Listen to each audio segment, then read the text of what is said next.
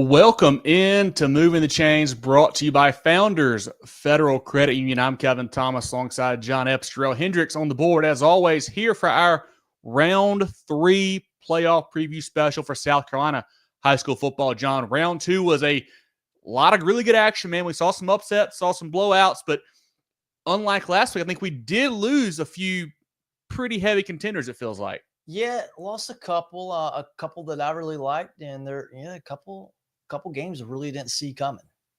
Yeah, no doubt about it. But this round is locked and loaded, man. It's a little bit weird. Typically, that Thanksgiving week is the upper and lower state championship round. This year, it's actually a week earlier because of the way the extension has worked out now with the season with the Helene extension there. But it'll be a lot of fun. As always, guys, follow us here on Facebook at Movin Chains, on Twitter /X, Instagram, YouTube, and more at Movin Chains, MOVINCHAINS. Our website, movinchains.com. Our podcast on Apple, Spotify, Google, and more. We can always do our live preview shows Tuesday nights about 7:15, 7:30 on Facebook and YouTube. You can talk about the week's games. A lot of fun to do that. We have our recap show comes out on the Sunday night, Monday morning platform there on the podcast. We have great content, great coach interviews, play reviews all throughout this week on our other social pages as well. As check out all of that stuff. Get your Moving the Chains merch. We've got some great toboggans right now. A great gray one, a great black one. Love to have you pick that up. Support the boys here. You can email mtcgear.sc@gmail.com. We've got some great Richardson hats, a gray, kind of gray and gray, a gray and black. We got a black on gray back here as well. Lots of great Richardson hats for you guys. Some T-shirts, a black T-shirt, a gray T-shirt, a navy blue T-shirt, also a pink T-shirt for the ladies. Love to have you get that. Support the boys. And then the hoodies as well, kind of a stone/white along with the gray one. You can get that. Small logo on the front, big logo on the back. Love to have you have that and support us. It's cold enough now where you can wear a hoodie at games, so make sure you get those to support us. Love to have you do that. John, any other thoughts before we roll into the CONA games of the week? Jerel, any other comments going to pop up right quick? But as always, once again, email mtcgear.sc@gmail.com for your order or send it to us on social media. Chris, what's up, guys? Good to see you, Chris. Big game for the Indians this week. Deidre says, big Lewisville Road Warriors. Yes, sir. They're going on the road to HKT. We'll talk about in here in a minute for sure. Derek says, how about them Patriots? Huge win for the boys. 9 in a row now. Get another tough task against BHP this week. Deshaun, the Camden Bulldogs. Huge win for them last week. Did not see that coming. They go on the road to beat a good Wren team late. Brandon says, going to be a battle. Batesburg-Leesville at Clinton Friday night. Yes, sir. That will be a very good one in the 2A upper state ranks. Zach says, good evening, boys. Happy Thanksgiving to y'all. Appreciate y'all. Thank you so much, Zach. Appreciate you as well, man. Appreciate all you guys for tuning in like always. Going to be a great ball game over there in Clinton. Big Batesburg-Leesville says, Cam, hey, man, that is a heavyweight matchup we're going to see on Friday night. Kevron says, happy Thanksgiving. This is from Coach, South Carolina. Appreciate you, Kevron. Happy Thanksgiving to you and your family as well. Patrick, what's up, buddy? Good to see you, man. I know we missed you a little bit, but hey, playoff time. The Indians are still playing ball. Glad to have you in here as always. Tyler, yeah, what's up, buddy? Yes, this is the point of a season where we pick our CONA games of the week. We could pick every game to be a CONA game. They're that big. All big games now. Travis says, let's go West Side. They are hot. They are rolling. They get a shot at Camden this week. Malcolm says it's North. Hey, I mean, that offense, the defense, everybody's playing great for the Yellow Jackets. Agree with you, Reed, there. They're playing great football. Christmas says, can't wait for Friday. Me too, my man. Be a lot of great action across the Palmetto State. Any other thoughts, John, from you before we roll let's get into it. Our CONA games of the week, our Carolina Orthopedic Neurosurgical Associates games of the week, 5 of the biggest ones across the state. Let's start with that game down in 1A, the Adrian just mentioned there. The Lewisville Lions at 11-1, traveling to take on the 10-1 Hunter-Kinard-Tyler Trojans. Lewisville actually beat the Trojans 44-16 back in week 1. A lot has changed since that time, of course. Lewisville, 39-0 win over RSM last week, averaging 38 on offense, 8 on defense. HKT, a 46-13 win over Dixie. Decay, as we've been told to call them there, 39 on offense, 13 on defense. John, at this point in the season, like we mentioned, everybody's good. You don't expect to see a game that's as lopsided as the first one, but, what do you think happens between the Lions and the Trojans here? I think we're going to see a much closer game. But I still see Lewisville scoring 30, 40 points. And I don't know. I think Hunter-Kinard-Tyler is awesome. They've been playing great football lately. Lewisville's been doing it for a couple of years now. I think Lewisville I just don't know that HKT can keep up with them offensively on Friday to win this game. I think it's going to be a little bit of a shootout, and I think Louisville. I think their offense has been more consistent over the course of the season. I like Louisville to win this. Yeah, Louisville quarterback Zach Rogers, 2 rush touchdowns last week. Running back Jordan Strong had 3 touchdowns as well. Receivers Tay Robinson, Ja Hauser, threats out wide. Defensively, JB Buchanan, Elijah Baker are playing really good. You mentioned them being hot. Middle of the season, you feel like they weren't playing their best football. They have turned it on as of late. The last 5 games, 246-21. Just absolutely dominating folks on both sides of the football. The Trojans, head coach Jermaine Derricott has done a great job there with them. They had some turnover problems early on in the season. They've kind of cleaned that up and played a lot better football as of late. Quarterback Amir Creer, Darian Stroman, Trenton Summers are playmakers for them. They've got 3 offensive linemen who have played a lot of football for them. The defensively, they're led by the linebackers Ross and Peoples. The front 7's strong, big, they're physical. And, this is a program that has been on the rise. They won 10 games last year. They've won 10 games again this year. And you think HKT has obviously gotten a lot better since week 1, but I think Louisville probably has too. And that game was 44-16. It was 8-0 HKT. They actually picked off a tipped screen pass, ran it back to the house for a pick 6. Louisville then proceeded to score 44 unanswered before HKT got a garbage time touchdown late in that one. So not a close game at all that time around. And while I think that HKT is very good, look what they did to Blackfield Hill a couple weeks ago, man. They just dominated those guys. I think they're going to try to be big and physical and beat you up front. But I think Louisville is just playing such good football right now. I think the Lions win again. Yeah, I think so too. I think they're just too good. They're Louisville's right up there with Abbeville all year long in 1A. I think they are. HKT's probably, for me, they're probably the number 3 team in the state right now, behind Louisville and Abbeville. They are one of the better squads for sure. And it's weird, John. You always say hard to beat a good team twice, hard to beat a good team 3 times, however many it is. But they blew them out though. And we're going to see a theme of that. There's a lot of rematches this week. Actually, you're going to see a lot of that. But this is one where I think these are probably 2 different teams from when they played the first time around, of course. But I still think Louisville, too much firepower on offense, especially. They are clicking on all cylinders. I think Coach Usher and the boys advance to that upper state title game next week. Jerel, comments from you or the chat on this 1A matchup? I'll keep it brief, man. I think we definitely see a much closer game this time around. Obviously, that was a blowout the first time they matched up. But I'm just so impressed by Decay. Like, man, they have really turned it on. They've proven it's not a fluke. Back-to-back years having great seasons so far. Louisville, though, can they get over the hump? I think that's the biggest question for me. Obviously new coaching staff, a lot of guys that have played a lot of high leverage games, not having to go up against one of those private schools from Greenville County this time. So that should be an advantage for them. But I like Louisville to win this game. It's going to be a lot of fun. These are 2 fantastic programs. I think we're in for a fantastic matchup as well. Certainly should be a good one. Any fan comments on this one, Jerel? Najee says, Decay. Najee, the boys are playing great, man. This has been a great season. Going to be tough this week for sure. Daedra says, dressed in all black. Hey, I like that all black look, man. Those are good uniforms for the Lions for sure. Going to be a lot of fun. Tay Robinson, that guy, he certainly is explosive outside. Duran, you are right about that. That's all I have concerning this game right now, guys. Perfect. And I do want to go ahead and apologize to everybody. Jerel's filming this show on a microwave, it looks like there. The quality of Jerel's footage is not the best. We apologize for Jerel using his grader to video himself this week. Hey, got to make it happen. I love it, man. Our second ball game here, a big-time 2A matchup. Cheraw, the Braves at 10-2, traveling to take on Barnwell at 11-1. Cheraw actually 9-3 on the field. That Marlboro County game ended up being forward. They got the win for that, put them at 10-2. The Braves 35-0 over East Clarendon last week, averaging 26 on offense, 12 on defense. Quarterback Caden Thomas, running back Justin Joy had 2 touchdowns. Receivers Nick Gordon and Deshaun Drake. A good offensive line, defensively led by Crawford Poole, 6 tackles, 1 TFL. D-Man Ellerby, 6 tackles, 2 TFLs. Anthony Strong, 7 tackles. Jaden Caraway and Robert Brown as well. The Barnwell side, they shut out Timberland 21-0 last week. 30 points per game on offense, 9 allowed on defense. Quarterback Cam Austin, a touchdown pass and a touchdown run.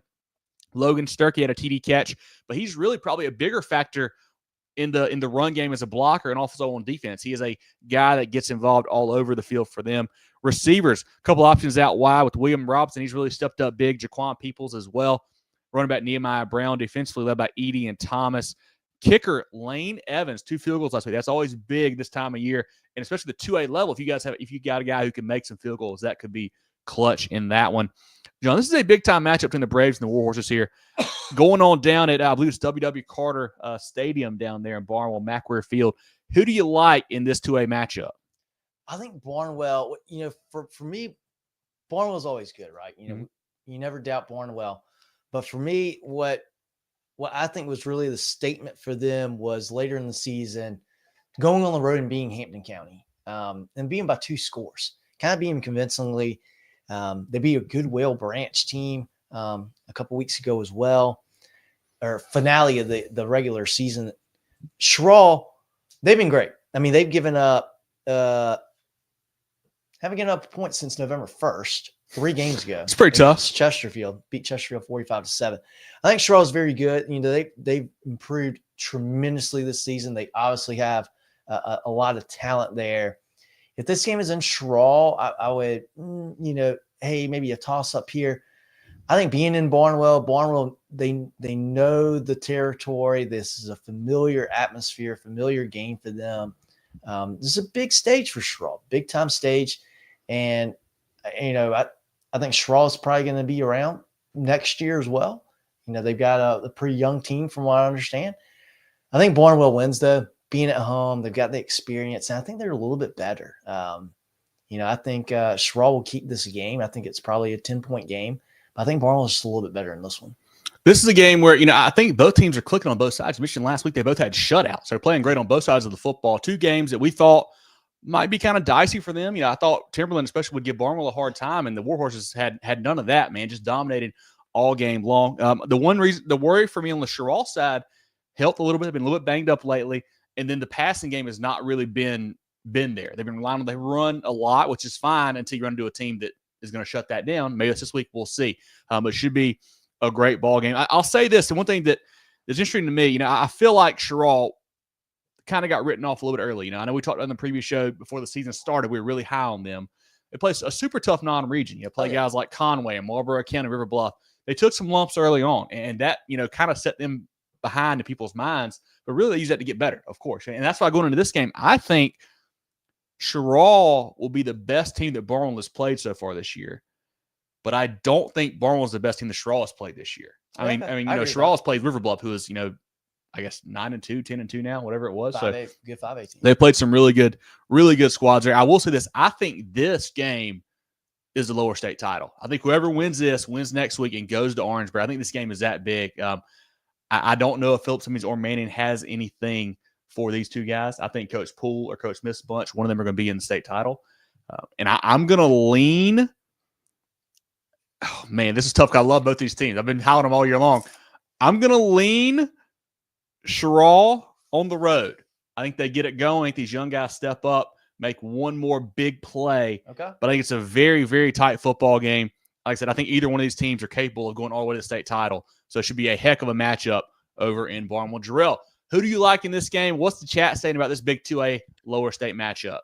I'll stay lurking in the shadows since my No, come on. So I didn't shame you. Come on, Jerel. I feel shamed right now. I don't know. It's really bad. So yeah, look at, you're just laughing right now. No, this is a tough one. I don't really know. I'm surprised you took Cheraw. I'm really shocked because I was going to take them if you didn't, because I like to be a contrarian on this show, because I think both of these teams are evenly matched. I think it's going to be very, very low scoring. Really excited what's going to happen here, but I'm going to go with Barnwell since you actually made the upset pick 2 weeks in a row. I like that you did that there. So, but I'm going with Barnwell. Well, who do you really want to pick then? No, I just like being a contrarian, so I'm going to go with Barnwell. I think Barnwell's been the better team all year. Obviously, Cheraw had a tough non-region. I mean, I don't think anybody in 2A played, as difficult of a non-region as they did. But I like Barnwell. I like their senior leadership there. I was going to say, a key in the games like this a lot of times is the quarterback spot. And, while Cheraw's got a young quarterback in Kane Thomas, Barnwell's got a stud senior in Cam Austin. The guy that's played a lot of football, man, is used to the big stage, can certainly make it happen in games like this. I do want to ask you guys, Jerel and John, both, the statement I made about this being the lower state title, do y'all kind of see that as well? What do y'all think is going to happen? Because I think these two teams are very, very good, and I think either one of them can certainly win again next week. I think Manning could.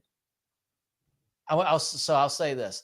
I think Manning could be either one of them, and I think Philip Simmons can beat Manning. So with that said, I don't think it's all said and done, but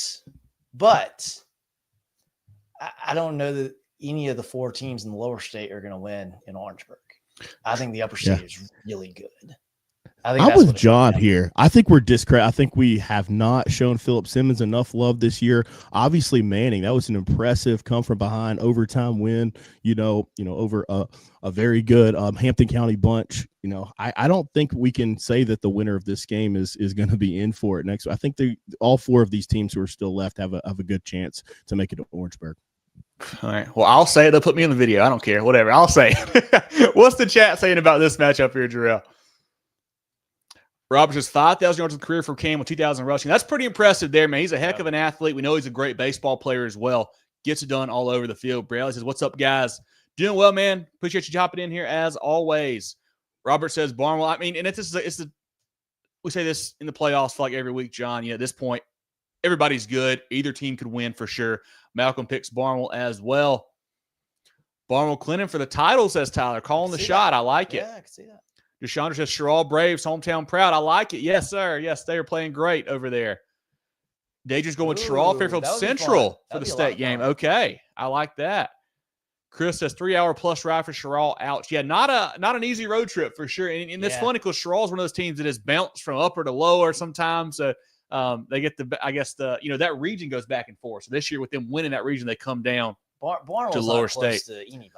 Tyler says Barnwell usually stops to run. Straw's halfback is pretty good. That's the matchup for this game. Yeah, and I know Cam McClendon, I think, is out. He's been out. I don't think he's back. Justin Joint has stepped in and played well in his, in place of him. So we'll see if he can get another big game. Yeah, I think he had 220 plus a couple weeks back. So we'll see how that goes. Damien says, "Go Braves." That's all the comments we have for this game, guys. Our third CONA game of the week, another 2A matchup, John. Batesburg-Leesville, the Panthers at 12-0, traveling to Clinton, the Red Devils at 9-2 over at Wilder Stadium. Last year, Clinton defeated Batesburg-Leesville 50-28 in our early season matchup. Last week, the Panthers 49-14 over Andrew Jackson, 40 points per game on offense, 8 allowed per defense on the season. Clinton 48-20 over a red-hot Chester team last week, averaging 42 on offense, 20 allowed per game on defense. John, the upper state 2A playoffs have been a just absolute gauntlet for everybody. Yeah. I mean, there are so many loaded teams up there, and these are two teams here that I think we all had on our list of could win the whole thing when the playoffs started. Yeah, for sure. You can never take Clinton lightly, and then the way that Batesburg-Leesville has played this year has just been nothing short of incredible. This is a really fun game, and it's for the Panthers. I feel a little bit bad for them because they've had such a good season. They've been, I think they've been number one in our poll, I think the entire season. I believe since they beat Abbeville, they really jumped up. I think they've been right there. I know Clinton maybe had a couple weeks at one as well, but they've both been up very high. And for all that, your reward for an upper state semifinal, you got to go to Clinton and play them. And we thought, we saw Chester play 2 weeks ago. Chester looked, I wasn't surprised Clinton beat him. I was surprised they blew him out because of the speed that we saw at Chester. And we know that Chester can play pretty good defense. They're okay against Strom Thurmond. But, Clinton blew him out last week. Yeah, it wasn't as close as the score, really. Yeah, and that was a little surprising. I'm glad I don't, my job doesn't depend or my paycheck doesn't depend on making a pick for this game because I'm thinking Batesburg-Leesville, they've got, I'm not even going to say they have the better resume really, but I think they've had the better season, I would say. But I think Clinton is really, really good. They've got a really good home atmosphere. And there's a little bit of, and I said this last week too, there's a little bit of a chip on the shoulder, a little bit of a revenge factor for the Red Devils too, because they bouted with injuries the last couple of years when they had been just as good, maybe even better last year or two. But this year they're healthy. Mhm. You know, and this is, you know, this is a great spot for them to be in. I'm going to say I think it's a little bit of an upset, but I think Clinton's going to beat them. Batesburg-Leesville, and their win last week was a record-breaking win. Quarterback Tanner Watkins broke the all-time career passing record for the Panthers. Running back Amadre Wooden rushed for a school record 334 on the game, John. Crossed 2,000 for the season. I think became the fifth back in Batesburg history to get 2,000 on the year. Receiver Jamarius Clark is a stud out wide along with KD Witt. Defensively, John Sawyer, a north-south guy. Clarence Springs as a downhill safety who loves to hit back there. Hansel DeScua, Weiler, Wooten, Christian Burkett. They have 5 shutouts this season, John. Very impressive for the Panthers. On the Clinton side, Tyshawn Richardson, the dual threat. He had a touchdown pass and run last week. Running back Javen Cook, 14 for 131 touchdown. The star of the game came out of nowhere. Rhett Gilliam, 20 carries for $165 and 2 TDs. They had 433 rush yards on the game as a squad there. Devin Swindler's the receiving threat out wide. Defensively, Luke and Brett Young. Brett had a pick last week. Both had 6 tackles. Kason Copeland, Austin Boyd had a pick. Chris Boyd as well. Just a fantastic win for both of these programs. I want to circle back to KD Witt for Batesburg-Leesville. Some stats on KD Witt. He's one of my favorite players, a great athlete out there. He has 18 touchdowns on the season, John. 9 receiving, 4 rushing, 2 kickoff returns, a punt return, and 2 pick sixes. So he's getting it done all over the field. Love that from KD there. On the Clinton side, I mentioned 432 last week on the ground. They've rushed for 276 in 6 straight games. Getting it done on the ground for Coach Fountain there. This is a big-time matchup. You know, I think a key for Clinton, it seems like all year long, they start fast. They start hot. You know, last week they were up 21-6 after a quarter, 28-6 at the half. They come out firing all cylinders. If you're Batesburg-Leesville, you've got to kind of, weather that early onslaught from the Red Devils. Yeah, you know, and also for Clinton, I think you got to be patient because I don't think that's going to happen this week. I don't think by any means Clinton's going to go out there and blow them out.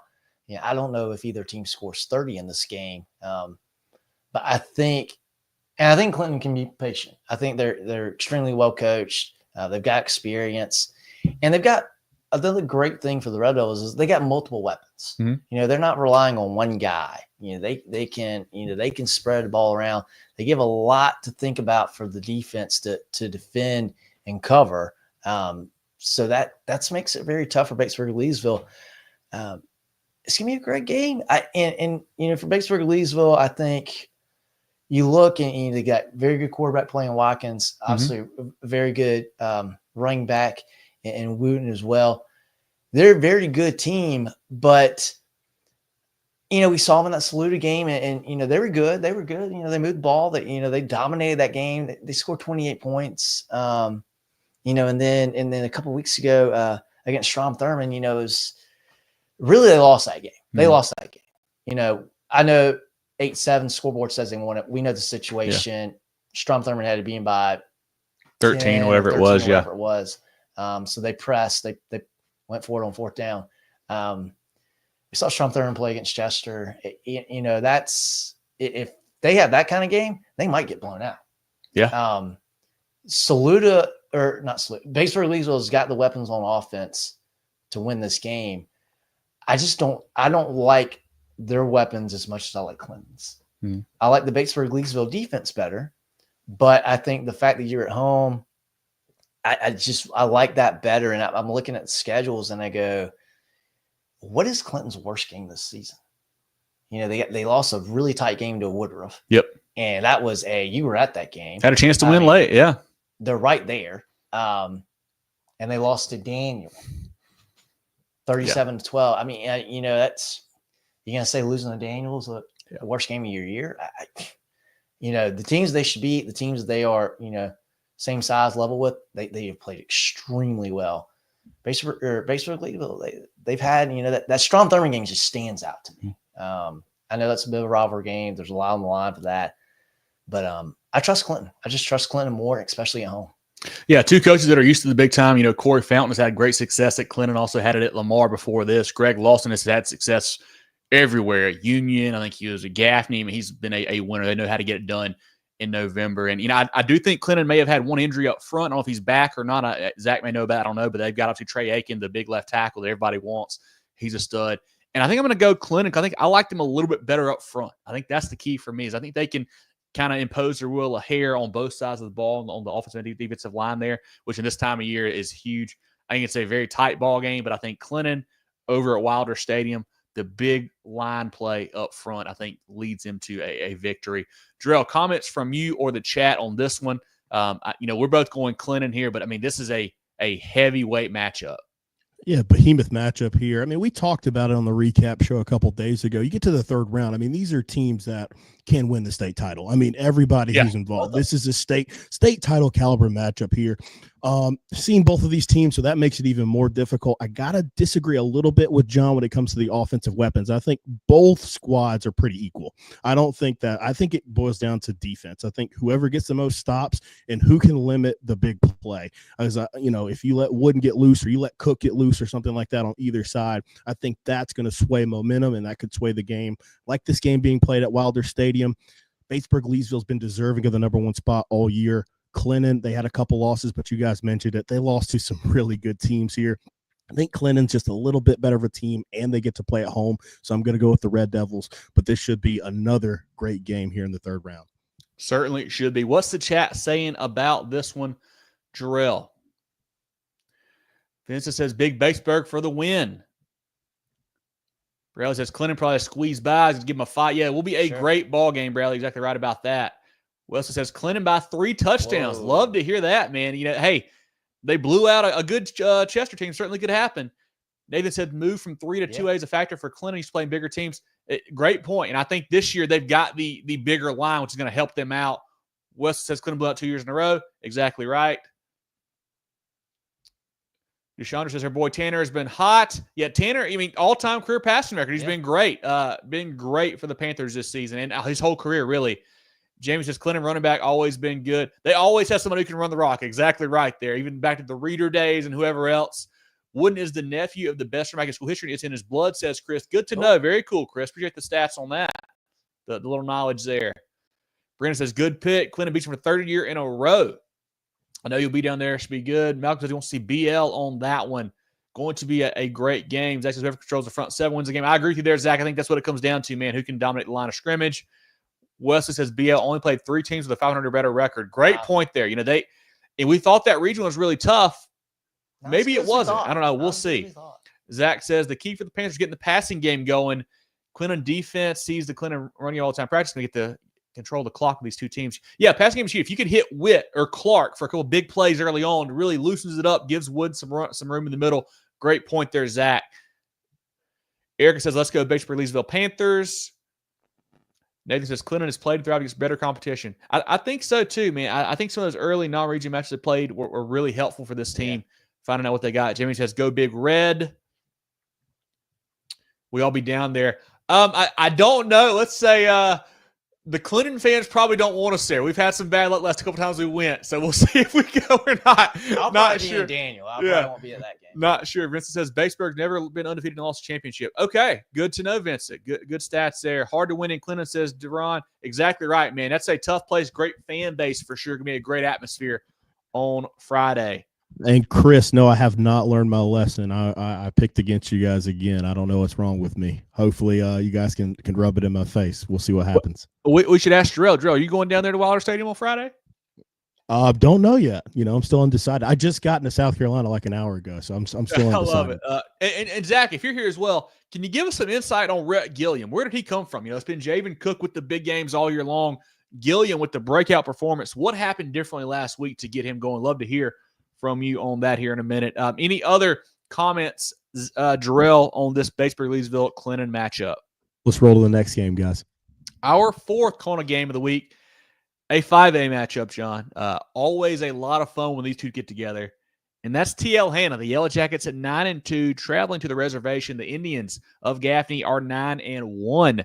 TL Hanna, a big win over Catawba Ridge, 57-34 last week, averaging 40 points per game on offense, 26 allowed on defense, They had 463 yards of offense last week. Quarterback Brandon Cunningham is one of the fastest kids I've seen play this year. Absolute dynamic athlete back there.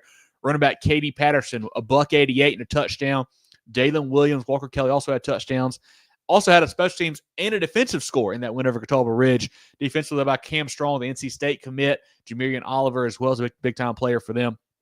Gaffney beat Riverside 41-21. Bigger spread than the first time. They played very well last week. Averaging 32 points per game on offense, 16 allowed on defense. Quarterback Javon Gilmore, 16 for 22, 203, 2 touchdowns through the air. Another rush touchdown. Jaden McDowell getting healthier and healthier, 14 for 73 and 2 touchdowns. Jamarcus Smith, 9 catches for $119 and a TD. Also had a rush touchdown to go along with that.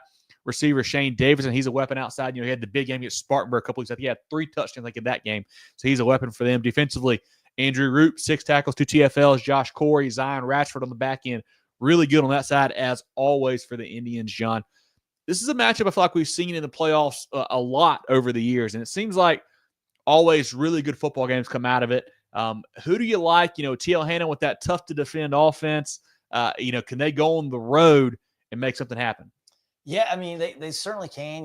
What stands out to me is, and I look at games because I've seen Gaffney play once this year. I've not seen TL Hanna play. I saw Gaffney play J.L. Mann.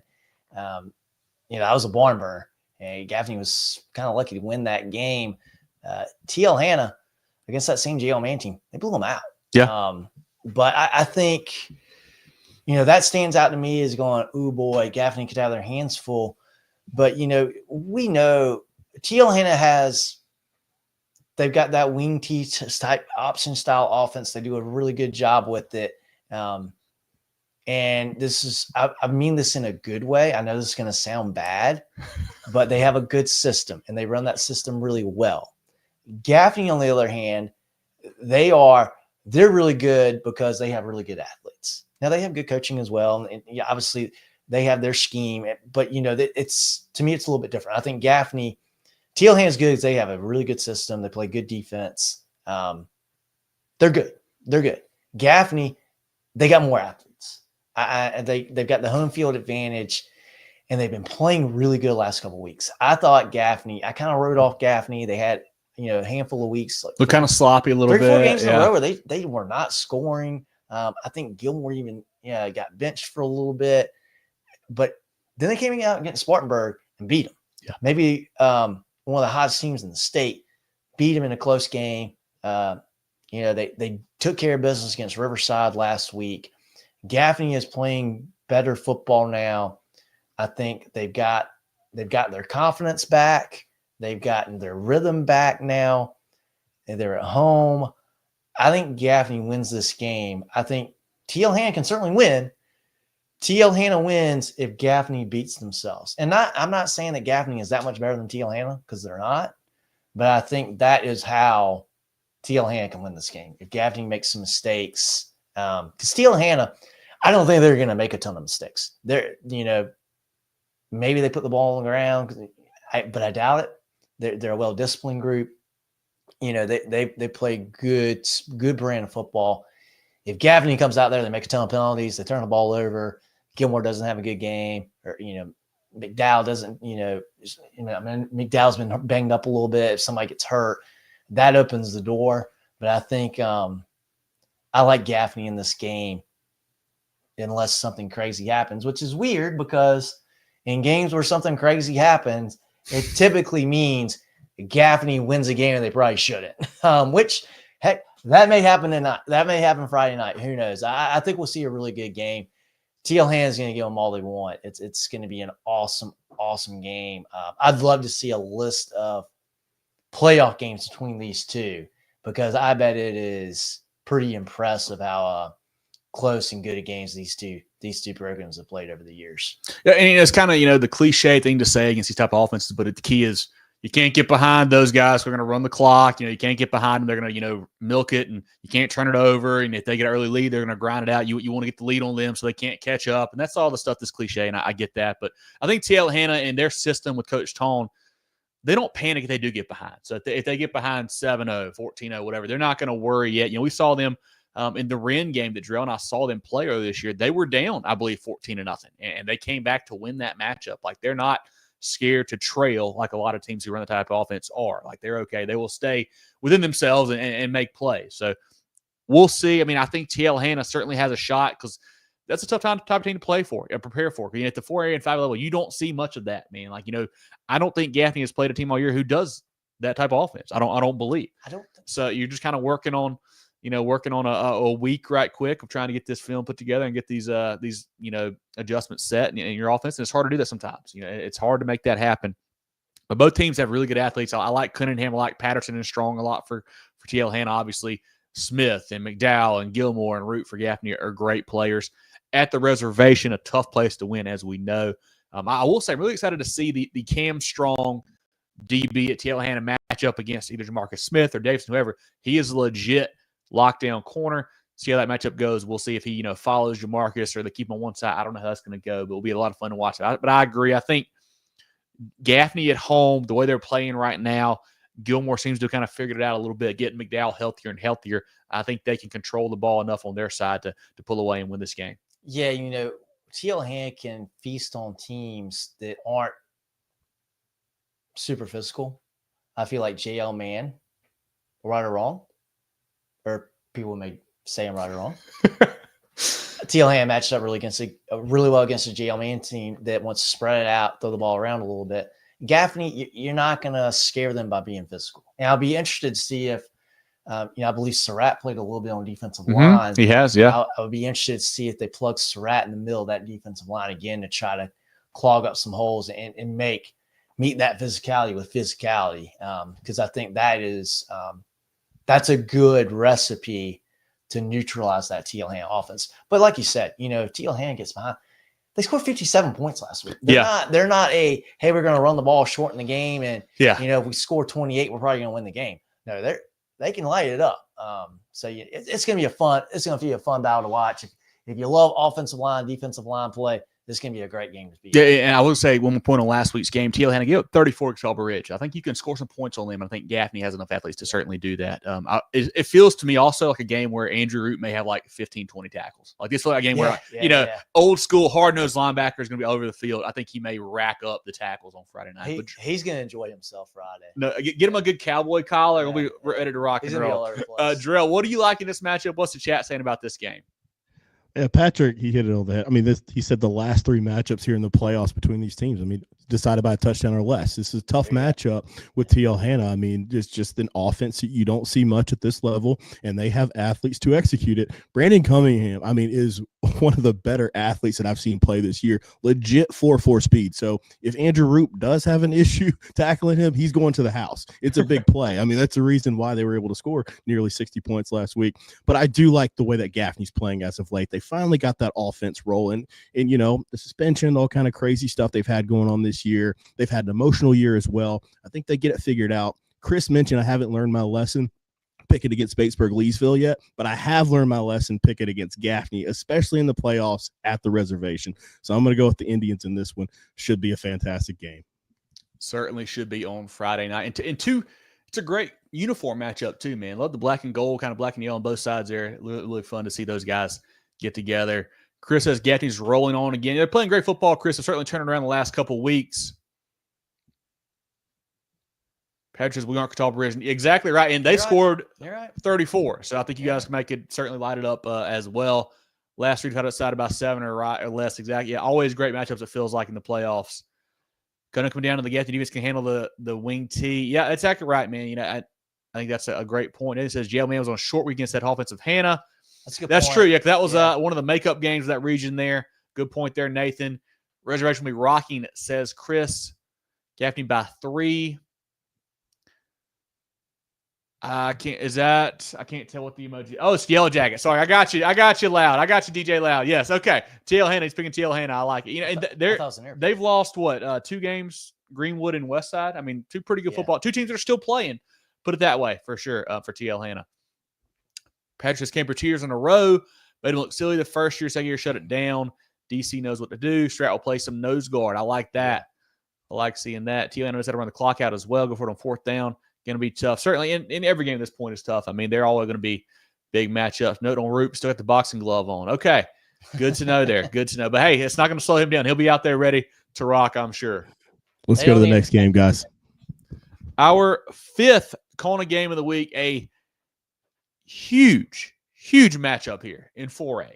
John, South Pointe, the Stallions at 10-2, traveling to take on the Daniel Lions, who are 11-1. South Pointe, big win over Greer, 56-17 last week, averaging 50 per game on offense, 10 allowed on defense. Daniel, a 48-36 win over Richmond Northeast, averaging 47 on offense, 18 on defense. John, these are two heavyweights. We talked about it all year long. 4A upper state, it felt like there were kind of levels to it where we felt like Camden, Daniel, we felt like Westside, Daniel, and South Pointe were really a level above the rest of that upper state 4A.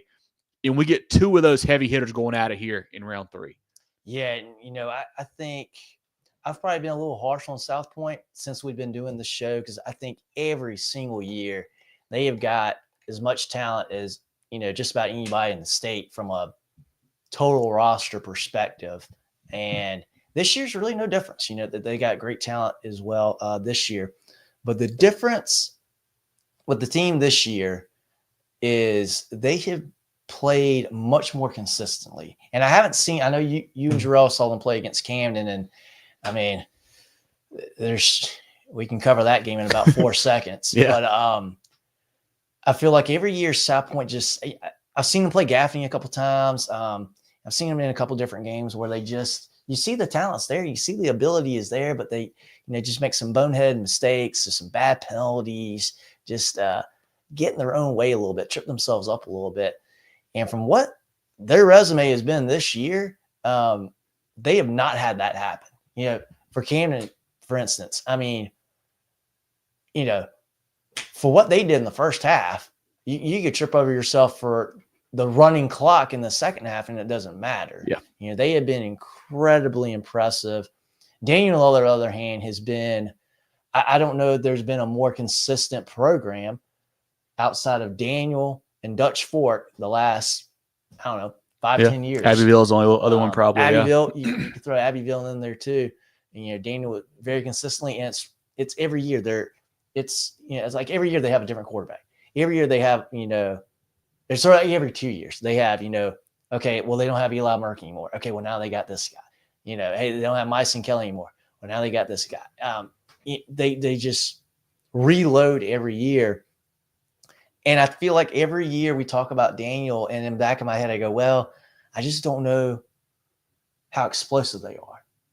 And then they play Camden in the state championship that's got this all-world defense, and they score 45, 56 points on them, in the state championships and win the game because Camden just can't stop them. I think this game is going to be super exciting because if South Pointe comes out and they play like they've played all year, they don't beat themselves, I think they're the better team in this game. And I hope Nathan is up getting a drink or in the bathroom or something and doesn't hear this. But I think South Pointe's going to beat them. I don't think they're going to blow them out, but I think they got a chance to win this game convincingly. I think South Pointe is that doggone good this year. They are really, really good. I don't know if there's anybody in the state that can blow out Daniel, but if there is, South Pointe's on that short list. I think this is a game where I think South Pointe's going to win it. And I think they're going to they could win by 10. I think they are going to be, if they play their game, if they don't turn it over a ton of times, they don't commit a bunch of penalties, this could be the one game they do it. And Daniel beats them, 42-21. And we go, well, thanks for attending the Daniel Invitational. See you guys next year.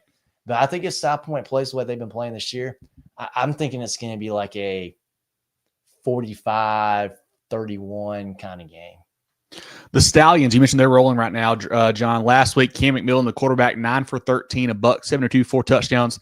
Mason Pickett-Hicks, 15 carries, 276, 3 touchdowns. He's got 2 touchdowns or more in 7 straight games now. He's been there forever. Receivers, Dalen Duncan, tight end Jordan Collins. But I believe he's a Navy commit, I think. 2 catches of 101, 2 more touchdowns for him. Offensive line led by Baxter and Victor Gore. Defensively, Daquan Evans, 13 tackles, a sack, and a forced fumble. R.J. Buford, Miles Wilson, athlete Jazavian Currents, a South Carolina commit, all over the field. He's a specimen out there. I think he's about 6'3", 220 or so. Big kid there on the back end for them. Akil Brown, a North-South guy, had 3 sacks last week. KJ Berg as well. All 10 wins for the Stallions, John, 28 or more points. All 10 wins, 28. That's 4 scores they won every game by. It's incredible. Very impressive for them. On the Daniel side, very good team as well. Grayson Clary, 13 for 20, $158, 2 touchdowns. Running back Kareem Shaw, 17 for 147, 2 TDs last week. Spencer Kahn, 8 carries for 199 and 2 touchdowns last week. Receiver Jason Bish, he's a big target outside for them. Defensively, Kahn had 10 tackles. Lee Turnipseed had 10 tackles at TFL. Dexter Johnson, 12 tackles. Defensive back Tremaine Davis kind of anchors that back in there. I mean, it's a big-time game, and I'm surprised you went South Point. That's kind of where I'm going too. So, this game, I think these guys have played 3 times in the history, 2 times very close, 1 time not close. The last time, John, you'll probably remember this, 2018, the playoffs, Daniel pulls off a victory 50-49, double overtime. Tyler Venables runs in a touchdown. They go for 2. He gets the 2. A little bit controversial if he got in or not. I was trying to find the video to share tonight, and I couldn't get it to download correctly. Very tight to see if he got in or not. The ref took a little while to make the call. They gave him the 2, and the Lions won that. That was also the night that Straight Heron retired at South Point. They were defending state champs. So a big night back in 2018 when the Lions knocked off the Stallions on the road. I mean, this is a big-time game. And like you said, John, I feel like the South Point, for me, the big difference this year has been the quarterback play. I love Malachi Marshall the last couple of years. He was a really good player. He's a college quarterback for sure. But Cam McMillan is like a different level. We've seen him play football at the 2A level the last 2 years for Fairfield Central. Did a great job there. Comes up to 4A now. We're like, does it translate? We'll see. It translates. He's been a stud, man. He has been great all year long. South Point's 2 losses. Week, I think, 0 to Spartanburg by a point. They lose to Northwestern by 2 scores, 28-14 later on. Both those games, McMillan not fully healthy in that side. So they are a great football team. Daniel, they're always good. They're 1 loss to JL Man. I mean, no slouch in that. Another team that's still playing football, and they had a heck of a outing that night. They actually had a chance to win that game, I believe. They were fairly close in that one. So Daniel, certainly a tough football team. At home as well is a tough place to play over there in Central, man. They have a good program. They expect to win. There's teams that we have come to see in the playoffs. They just think they're going to win every week, and Daniel is certainly one of those. And they should be. But I agree. I think South Point, if they play to their standard, I think they've got a few too many athletes. And especially looking at last week, R&E gave Daniel all they wanted. South Point handled that R&E team pretty easily. I know Will Wilson will still come back from injury in that game, but I think South Point has got enough talent to win this game. I think they do win this game on the road.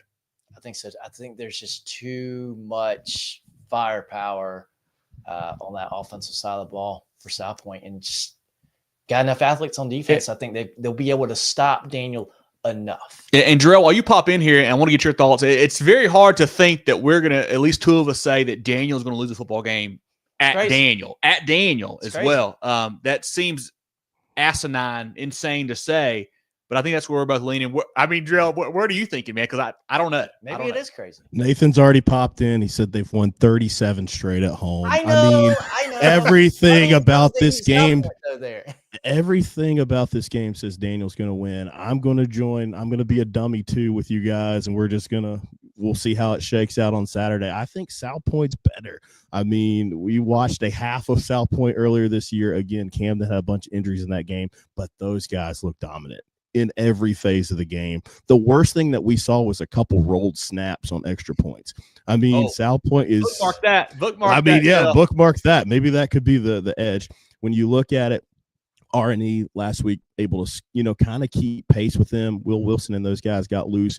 I think this is going to be a great quarterback matchup between Clary and McMillan here, but I think South Point is a little bit better this year. It's stupid to think that they're going to go into Daniel and win this game, but I'm going to join you guys, and we'll just be dumb together if that's how it shakes out. I'll be at Central. I'll be at Daniel, and I probably won't eat a big supper, so if I need to eat crow, I'll be ready to do that too. Yeah, that'll be just fine. And we talked last week how Arnie and Daniel was a great quarterback matchup. Yeah. Got another one this week, man. Yeah. McMillan and Clary's made a lot of fun to watch. 2 guys that can absolutely sling it. And I do want to circle back to last week's game. Jerel now 1-1 in hat bets of all time. He got that one right, as Daniel did beat Arnie. Hats off to Jerel. You get that pun there. Hats off to Jerel there. Big win for Jerel picking the Lions to beat Arnie last week for sure.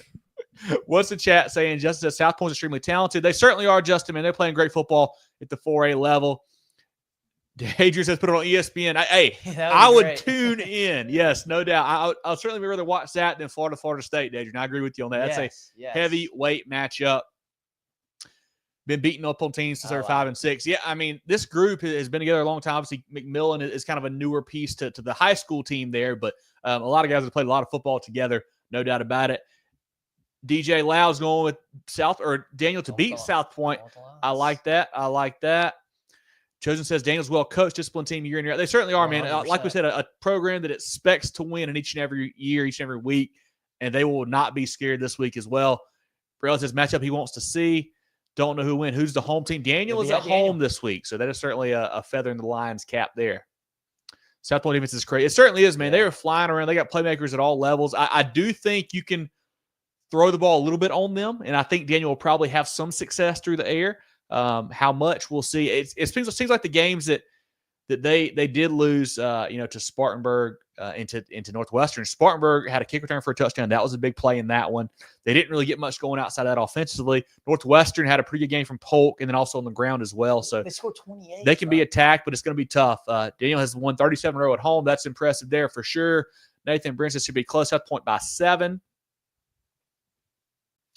The streak ends. South Point for the win, says Tank. Heavyweight, says Terrence and Vanessa. Yeah, it's a big-time matchup. What's up, guys? Hampton County in the house. Says yeah, appreciate you. Tough loss last week, but a good season there for Coach Hanna and the Hurricanes. They'll be back. Basically, on that. Appreciate you, Keon. Big game at Clinton this week. If you missed us talking about that one, it'll be back at the beginning of the show once we get finished here. South Point heavy. Okay, I like it. Daniel by 10, says Cedric. That's all we have on this game, guys.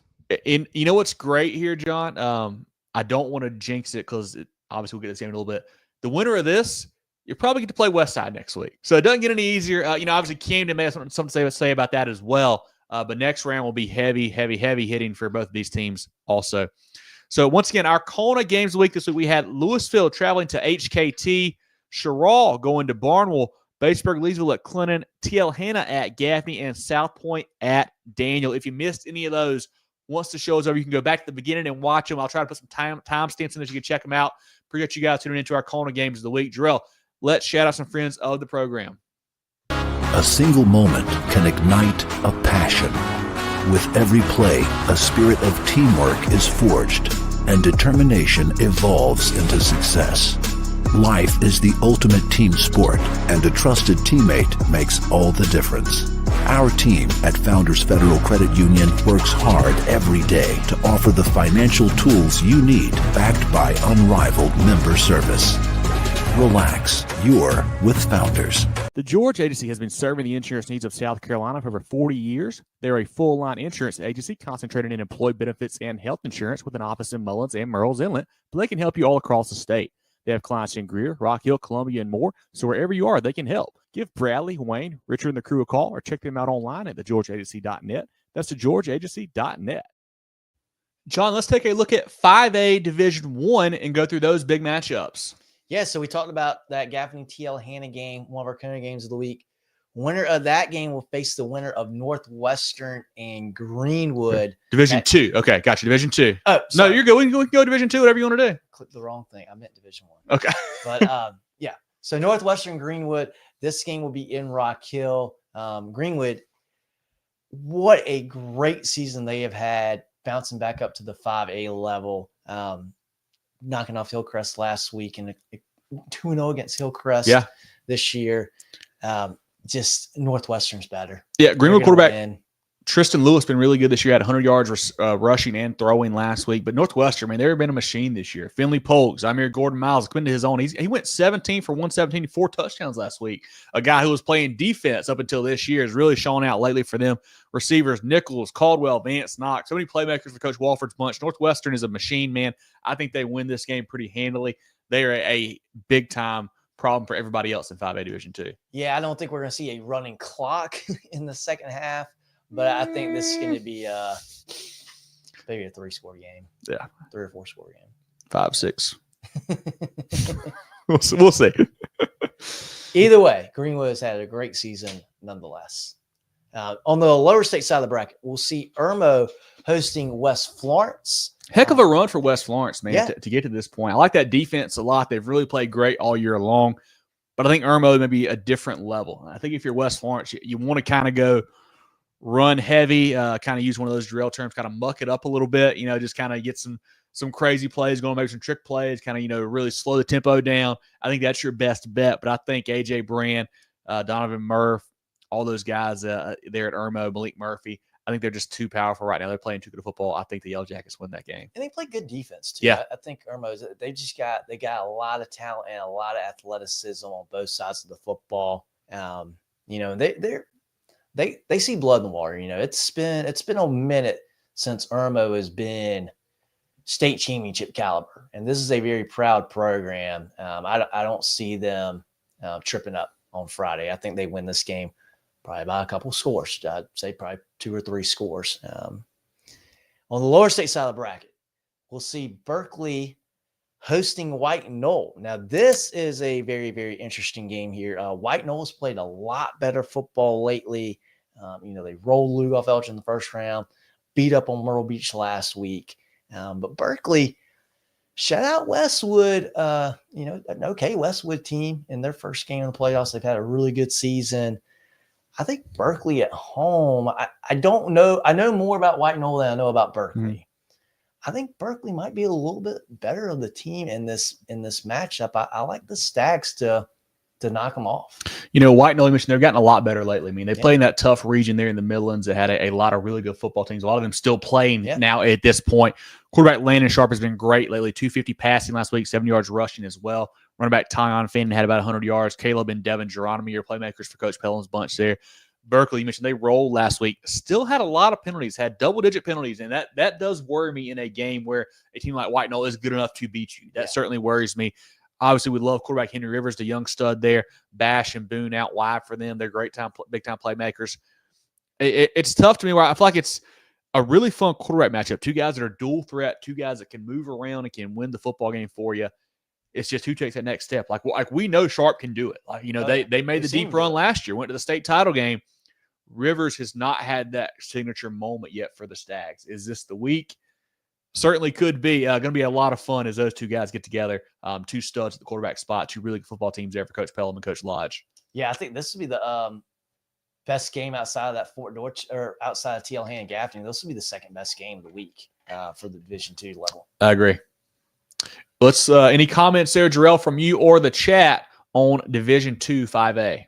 No, you guys nuked the chat by saying that Westside's going to win this game already. So we'll just keep moving on. I said Ken have something to say about it. I said that. I said they have something to say. Can't wait till we get to that game. Can't wait till we get to that game. Look at 5A Division I now, John. Let's get over there and look at that one. Ridgeview will head down to Somerville. Ridgeview playing good football. They're really talented. Really get on over there at Ridgeview. And he's been out. They've been playing well without him too, which has been really impressive there. They're really good. I mean, you've seen it with the offense, 22 points last week. Somerville, I feel like I was a little bit unimpressed with the game last week against Fort Dorchester. I don't think Fort Dorchester is very good. And they beat them. It was, a comfortable win. They got to play a little better. I think Ridgeview is going to give them a fight. They're going to make Somerville play good, but I like the Green Wave to win this game and go to the lower state championship next week. Yeah, I think too much Somerville firepower right now. I think Ridgeview is still probably a year away. Christian Jackson, the receiver, has been great. He's still, I think, an underclassman, maybe a junior. Trey Howard, I believe he's a sophomore quarterback. They'll both be back next year for Coach Howard there. I think they're probably a year away from making a really deep run. I think Somerville gets them this week. And then on the lower side of that bracket, Sumter will be hosting James Island. James Island team has had a really good playoff run. We know they play good defense. Put up some points last week against Carolina Forest and a nice win there. I just think, and this is where I feel like we say this a lot this week, where we see 2 really good teams. Justin saying James Island with the I love it, Justin. I tell you what, that would be an upset. They got the defense to be able to do it. But what I think, and I feel like this is the narrative for a lot of these games, is you got 2 good teams. It's, okay, which team has more more athletes, more firepower. And in this game, it's Sumter. I think there's too much to cover in that backfield and that running game for the Gamecocks. I think James Island, they slow them down. I don't think Sumter scores 40 points this week, but I just think there's too much for James Island to slow down for them to win this game. I think we see a pretty good game here, but I like Sumter to win this one. Sumter, that big one over Ashley Ridge was 55-24. They were down 17-14 in that game and just really hammered the Swamp Foxes from that point forward. They got it going on both sides of the football. James Island, heck of a run lately, allowing just 8 points per game for Coach McCoy there. And a big difference for them. Early on in the year, they kind of struggled offensively. Their stud running back, who they're relying heavily on, left midweek, late in the season to go down to Florida. But since that point, I think it's kind of really helped James Island to kind of galvanize that bunch. We talked to Jack DeLongshaw last week on a preview show, and he kind of gave us some insight into what they changed up. And I think, going into late in the season, they were kind of really relying on the one back there who left. Now that he's gone, kind of spread it out a little bit more. And it's really helped out that offense, kind of helped them get going a little bit, using some more playmakers instead of just focusing on one guy there. And that's been a big difference maker for them. They had a nice win over a good Carolina Forest team last week, a team similar to Sumter that wants to run the ball a lot. Shut down that pretty good running and held them to 21 points, I believe it was. But like you said, John, I think Sumter just a few too many weapons on offense, I believe. But going to be a lot of hard hits, a big physical game between these two teams here. But I think Sumter at home as well helps out there for the Gamecocks. I think Coach Barnes and the boys move on. But heck of a program down there that Coach McCoy's building, man. They're getting better and better, it feels like, every year. And they'll be a contender for years to come. Yeah, they're another very, very solid, consistent program as well. On the upper state side of the bracket, we see a region rematch here. Dutch Fork playing River Bluff. River Bluff, I feel bad. I feel like they are probably one of the best teams in 5A that just doesn't get the love because of the region they're in. Yeah, they're just in a tough region. They're a very good football team. Beat up on Rock Hill last week, but it's I just don't see them beating Dutch Fork. I mean, they're 10-2. Their two losses are to Dutch Fork and Irma, like two teams that are favorites or one of the favorites in their class. I believe River Bluff, first time in program history, I think, with 10 wins, I believe I saw. So awesome for them. They're going on the road on last Thursday to beat a tough Rock Hill team.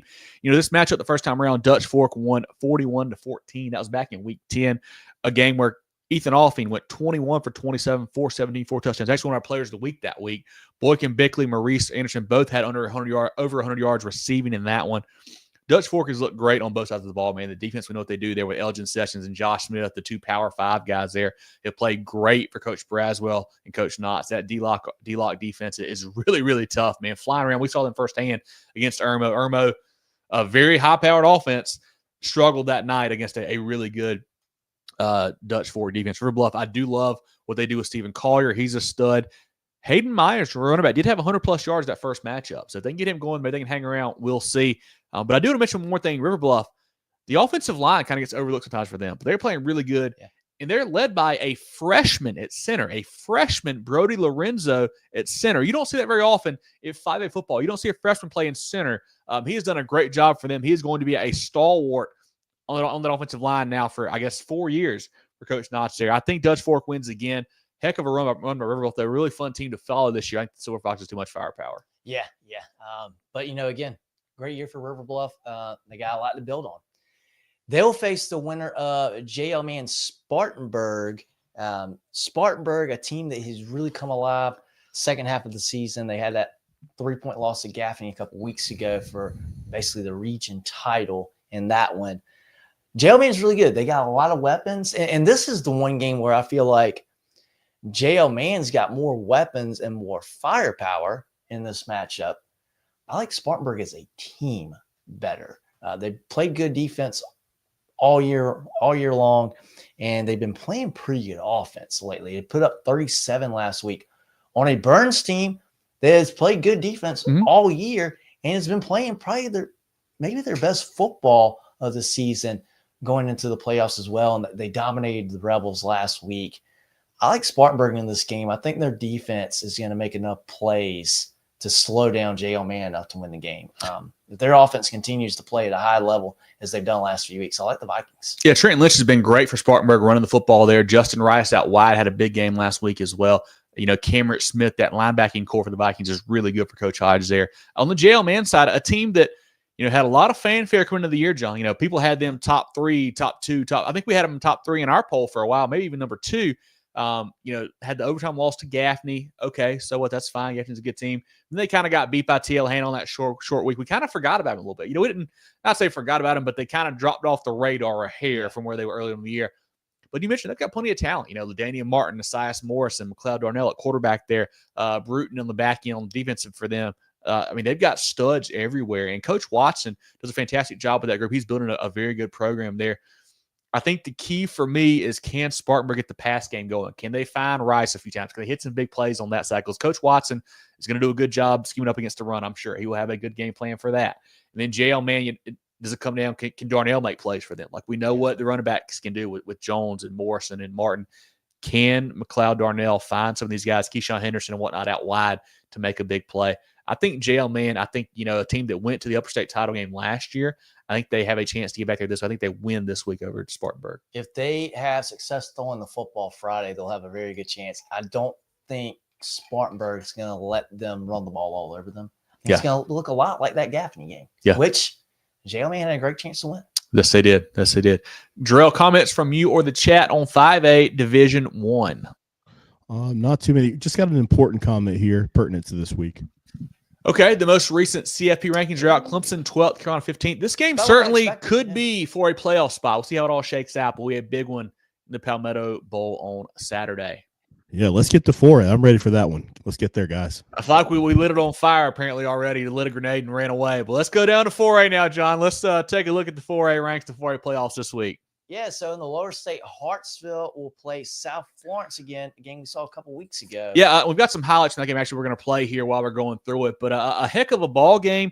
Hartsville won 54-35. It felt like it was probably a little bit closer than that. They had a couple big plays late, led by big gains from Barnes and Demarion Coe and Tristan Spann out wide. Just speed all over the field for the Red Fox. I think they had 3 or 4 guys go over 3 miles per hour. I think running the right run. Is that Jerel? You may remember, I don't know if you remember or not, but I think that's what I saw the tweet from our friend Ian Gary, and they would catapult. But they had a lot of speed there for South Florence. South Florence is playing good football too, though. Last week, Hilton Head Island was allowing 15 points per game. South Florence scored 56 on those boys. Jaden Sellers, younger brother of Lenore, South Carolina commit there. 227 rush yards, 4 touchdowns, 3 catches, 105 through the air, another touchdown.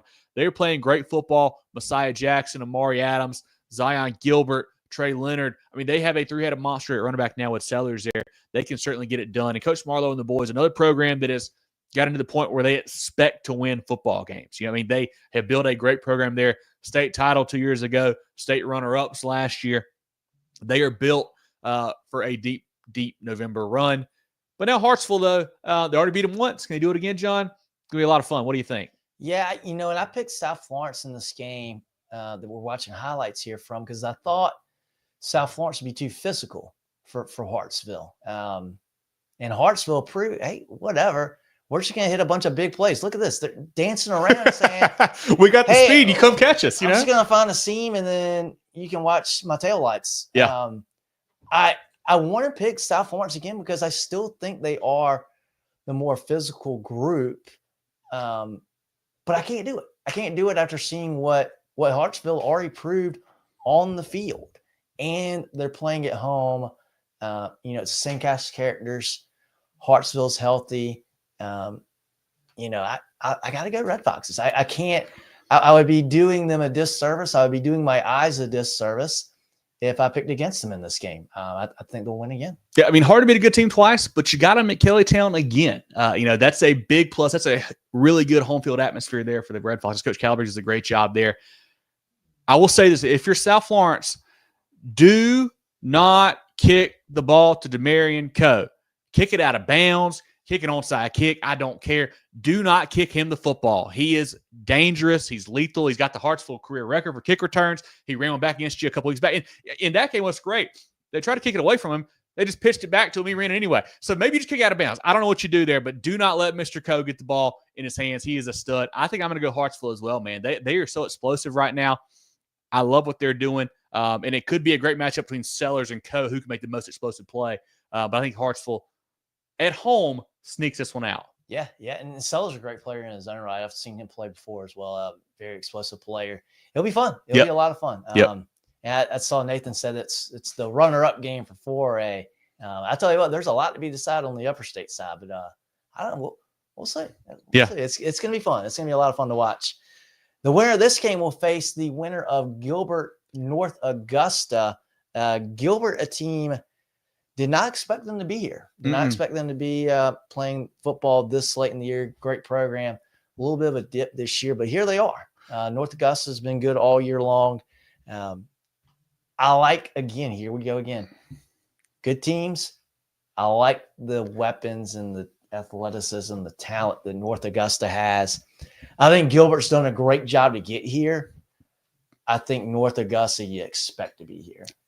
I like North Augusta in this game. I mean, this is really the rematch side of 4A. You know, we get 2 region rematches again for the semifinal. You know, obviously South Laurens, Hartsville, now Gilbert, North Augusta. North Augusta beat Gilbert 37-14 earlier on in the year.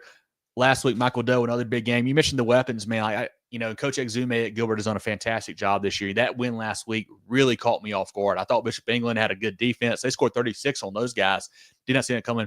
But on the flip side, North Augusta hammered a Goodman River team. Just absolutely hammered them on both sides of the football. Do you have that final score there, John, of that one by chance? It was, I want to say 36-6. Yeah. Hammered those boys. I love what they can do. Michael Doe, Corey Tillman, Connor Brown on offense, man, so explosive. Coach Bush's bunch is playing great on that side of the ball, and defense is locked in as well lately. I think North Augusta wins again. I think they beat Gilbert the second time this season. I think so too. Now, on the upper state side of the bracket, we talked about that South Pointe Daniel game. That's one of our CONA games of the week. Winner of that game going to face the winner of Westside Camden. Kevin doesn't want to talk about the games. He doesn't That's not think true. The Bulldogs have a chance. That's not true. I don't know. I think maybe not. Camden really was impressive last week. They've scored 43 points the last 2 weeks. The Camden offense seems to have found themselves a little bit. I think they are a little bit one-dimensional, though. They can run the ball well. Wyatt Thompson, he's playing quarterback. He's very fast. He's a guy. They got a lot of speed in that backfield. Oh, man. It's a lot of Rams there. It's a lot of Rams. That's about the number of weapons that Camden has to cover in this game. I think Camden's a really good team. I think they're going to make this a very competitive ball game. I don't like the Camden offense to be able to keep up with the West Side offense to win this game. I think they'll make West Side's life a little bit tough. I think West Side's not going to like the amount of points that Camden could put on them. But I think West Side's just better. I like their offense better. They're more dynamic. And we talk about it every week with West Side. Special teams. Mm-hmm. Special teams. Even if Camden could go toe for toe offensively with West Side, if you punt the ball, boy, good luck. And again, like with Co at Hartsville, kick the ball out of bounds. Seriously. Yeah. Kick the ball out of bounds. Work on that all week. Tell your punter, all you want to do this week is see how far you can kick it, kicking it out of bounds. Work on that because we don't want to put the ball in play. Obviously, kickoffs, well, you don't have to put the ball in play on kickoffs either. But kick it up the middle. If they get the ball at the 30, 35, awesome. Awesome. That's a win. Do not let Weaver get his hands on the football defensively or special teams. And you got a much better chance because that could be the difference in this type of game where special teams, you have a return. I see a lot of picks for Camden. I don't see it. I think Westside wins this game. I think we see a 42-31 type game if Camden plays well. I think if Camden plays well, it's a 7 to 10 point game. I think there's too much on the West side of the football field to keep up with. I mean, what a run for Camden, a team that, I think we had all kind of written off. They looked so bad middle of the year. They've gotten healthy now. That's a big key for them on defense. They had a lot of pieces out early on their back now. I mean, that game last week, everything they could easily gave up. I think Wren scores like 2 minutes to go. Camden comes back, scores again, goes for 2 and gets it. Wren drives back down the field, and you get JoJo Krim blocking a 27-yard field goal like 5 seconds left. I mean, just an awesome win for Coach Rimpton and the boys. Another program that expects to win in the playoffs. They expect to make deep runs, and they had a big win last week. Ty Drakeford had a huge game. I think he had like 200 yards receiving, big game for them. Obviously, Navi Boykin is in the backfield. Wyatt Thompson had touchdowns, I believe, I think running and receiving last week, if I remember correctly. He had a big game for them. He's an athlete, special athlete for them. Hollinsworth on defense is a good player, along with Krim as well. We know about JoJo. And this is a game here, John, where you mentioned special teams.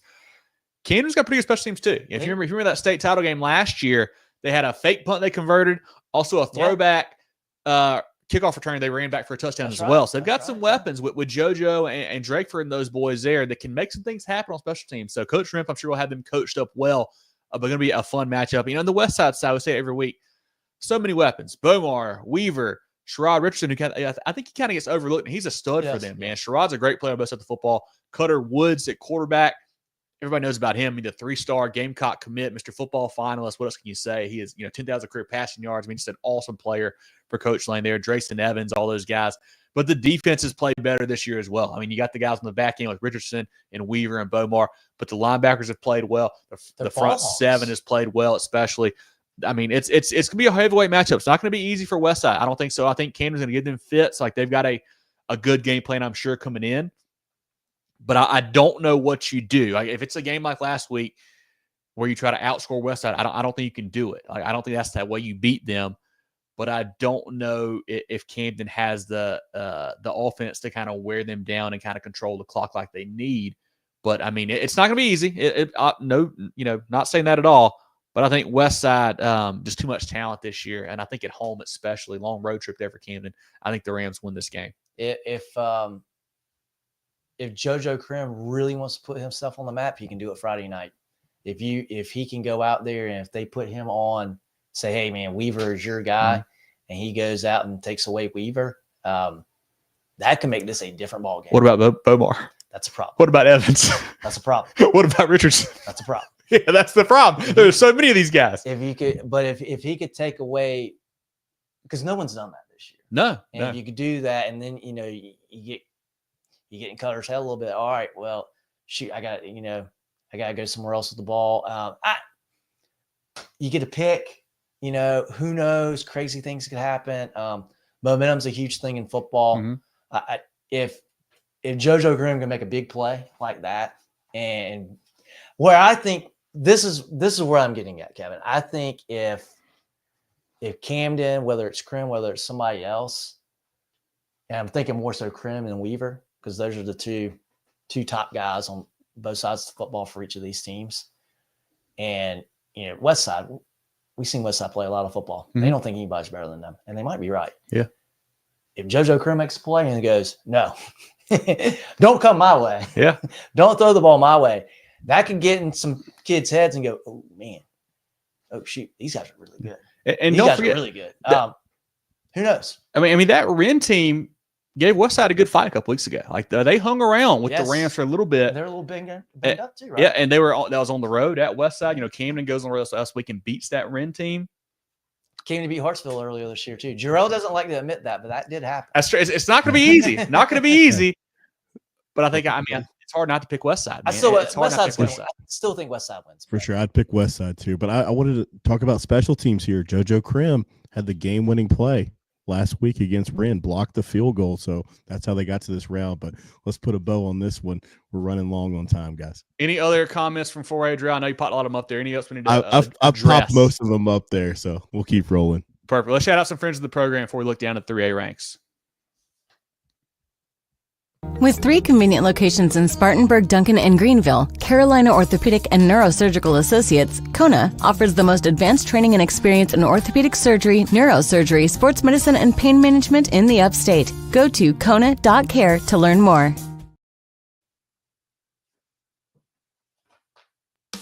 Preferred Home Services. How can we make you smile today? Preferred Home Services. For electrical or plumbing, cooling too. Go, go, go, Preferred.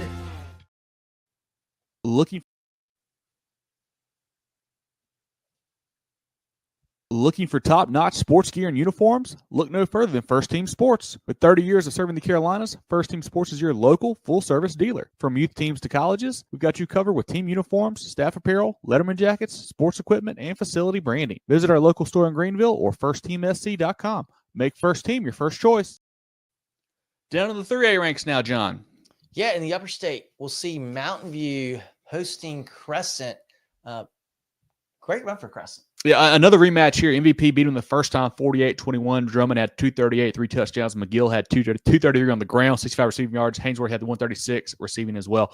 Crescent surprised me. I thought Crescent was going to win last week. I think MVP, though, too much talent, too much firepower. I think Coach Ramsey and those boys continue to roll to that upper state final. Yeah. They're just really good. They're really, really good. And it's a reoccurring theme. It's a story of offenses, I think, this year. In Mountain View, again, they've got an offense that I think if you're Crescent, I just don't think you got enough to be able to stop them enough to win this ball game. Now, the winner of this game will face the winner of Powdersville and Belton Honeypath. This ball game, I think, is going to be quite close. And I think we found out Friday night if Belton Honeypath is really, I know this sounds crazy, in my opinion, if they're a legitimate favorite to win the state championship. Yeah, and BHP, last week got the pass game going. Big game out of Tajay Martin out wide for them. We know what Henderson can do at running back. I think he passed, what was it, 6,000 yards, we said, John, 7,000 yards, rushing, whatever it was.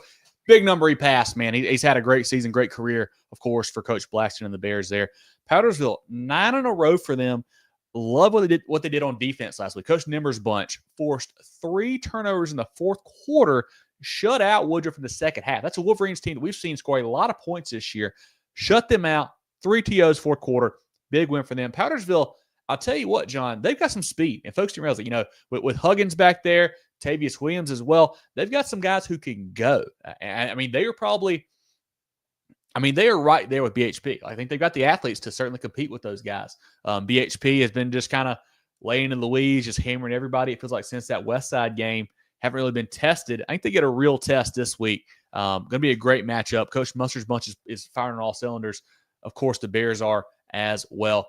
I can't wait to see what Henderson can do against Coach Nimmer's defense. That Powdersville defense, man, they shut down a really good Woodruff team, shut down a good running back, Aiden Gibson, last week. Henderson, a different animal here, of course. But Woodruff is not afraid to play BHP. We see them beat BHP the last few years several times.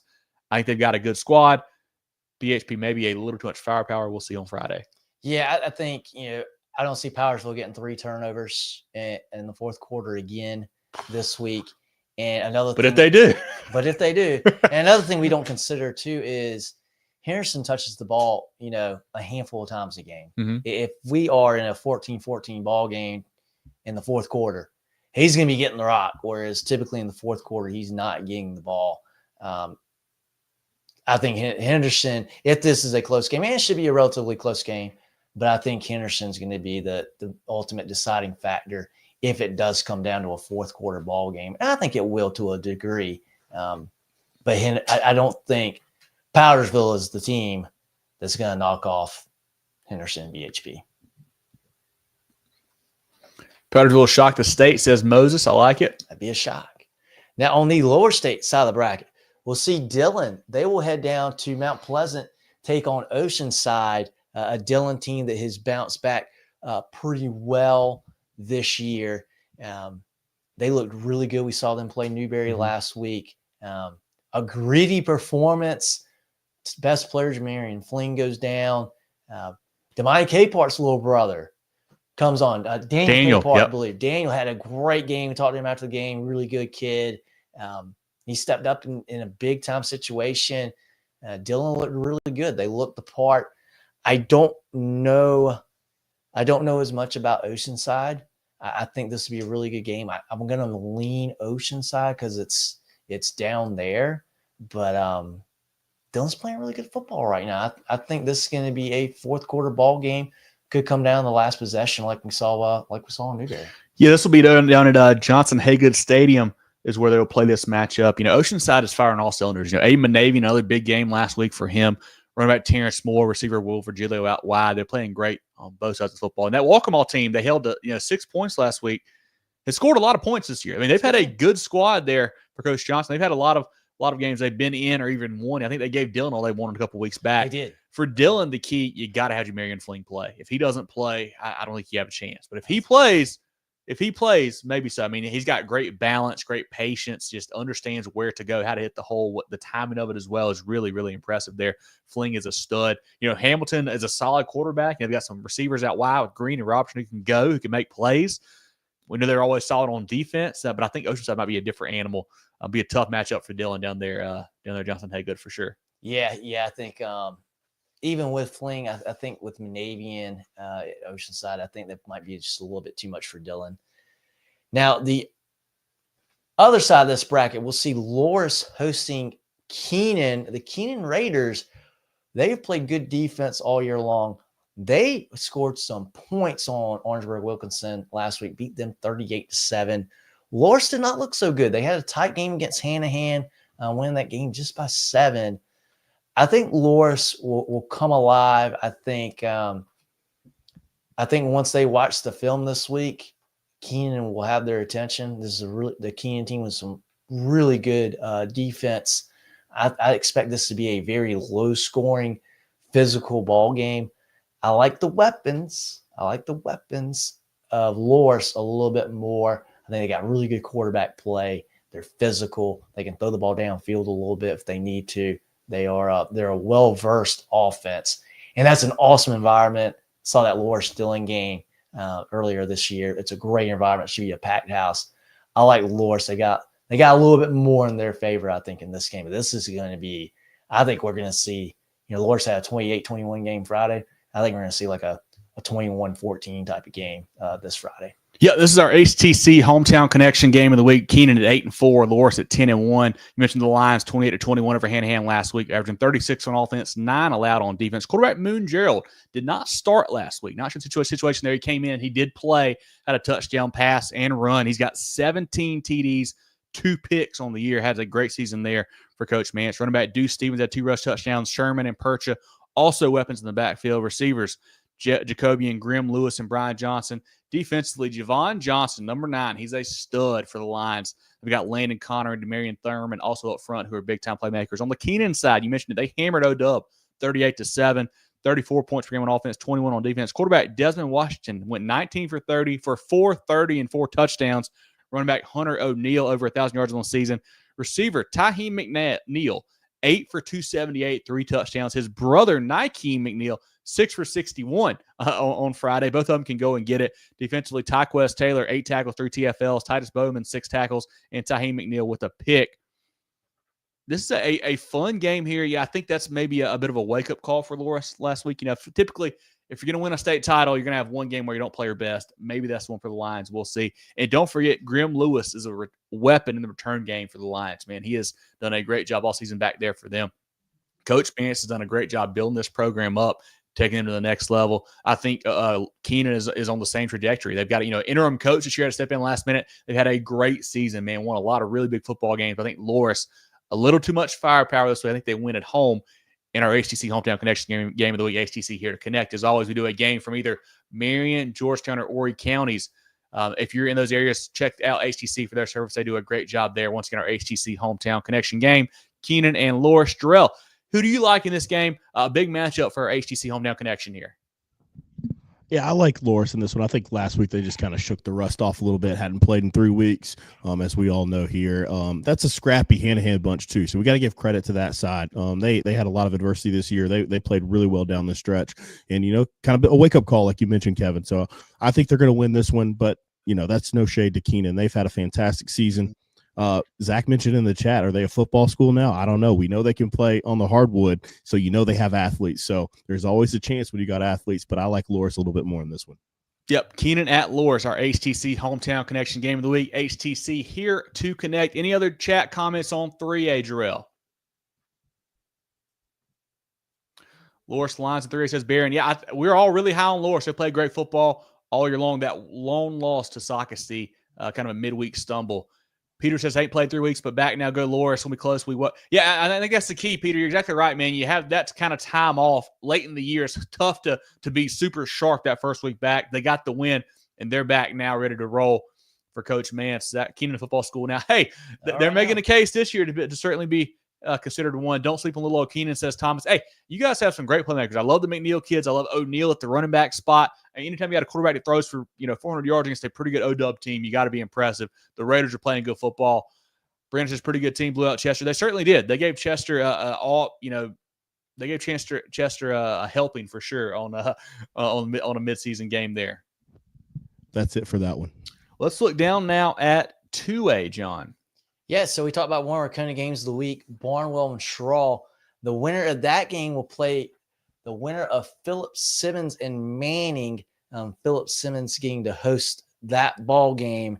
Or actually, no, I think this game will be at Manning, actually. I don't know what to think here. Manning comes from behind, wins that game in OT last week over Hampton County, a game I thought they were going to lose. Philip Simmons, they go down behind early to, Tyleek, Dukes, and Kingstree. They come back to blow them out, with a big second half. Two teams that I just can't get a good feel for. I think I like Philip Simmons' weapons a little bit more with Kellerman and Oriana there, but it should be a fun game down in 2A. I like Manning in this game. I was very impressed. Manning's at home, by the way. I believe I just saw that. Okay, at Manning. I like Manning in this game. I was very impressed by them knocking off Hampton County last week. I thought Hampton County would win that game. The Monarchs pulled it off. I think they win this week too. And then we go over to the upper state side of the bracket. One of our other kind of games of the week is Clinton, Batesburg-Leesville. They will play the winner of Fairfield Central and Central of Pageland. That game over in Winsboro, home of the Fairfield Central Griffins. Central of Pageland, really good season. Mm-hmm. They knocked off Saluda last week. I think Fairfield Central is just a better team here. I think they've got a lot of talent. They're really good defensively as well. Fairfield Central got a great chance to go to Orangeburg. I think they win this week. I think the key for them is don't get too ahead of yourselves and start thinking about next week. I think they win this week, but you got to take care of business. Don't get ahead of yourself here. You mentioned a heck of a season for Central Pageland. First-year coach Jonathan Easton's done a great job with that program. Lots of weapons out wide. I don't know if they have what it takes up front to stop Tidarian Greer in that Griffin rushing attack. I think Fairfield Central probably ends the Eagle season this week. I agree with you on that one. Any comments on 2A, Jerel? Don't sleep on the Eagle. Hey, Brian, you're right, man. They're played well. How about that region, too? Cheraw, they're in this round. Central's still in this round. I mean, people didn't see that coming probably. They played good football. Big win last week for those guys. At Manning, three-headed monster. Defense is good. Scrambler leading their way. Yeah, they play good football lately. I mean, I love what what Coach Kennedy does there. He's always a great coach. Always has a solid program. A team that's competed in 3A for several years comes down to 2A, playing good football right now. And they obviously you got to be good to get to this point, man. So they've certainly got a good shot over Philip Simmons. Yeah. Let's go to 1A, guys. Down to the 1A ranks. On the upper state side of the bracket, Abbeville hosting Lamar. The machine that is Abbeville continues to roll. Lamar, great program. Good to see them back deep in the playoff run here. Abbeville is going to be too much. I don't know that this game is going to be very close either. Lamar, did not play their best last week. They're going to need to play a heck of a lot better this week to beat Abbeville. I mean, the Panthers' weapons, with Leach and Norman and Haddon and those guys, they're just loaded for Coach Nichols. Have dominated everybody since, really that Batesburg-Leesville game really on in the season. They play great football. I think Lamar just not quite enough to hang with Abbeville. But they've got some playmakers, man. Obviously, Zoom Jackson, what they can do, Zori Pierce as well. But I think Abbeville, the Panthers, probably too much firepower. Yeah. And they'll play the winner of one of our CONA games of the week, Lewisville, going to Hunter-Kinard-Tyler to play that ball game. We talked about that early on in the program. Lower state side of the bracket, we will see Lakeview hosting Bamberg-Earhart. It should be a really fun ball game here.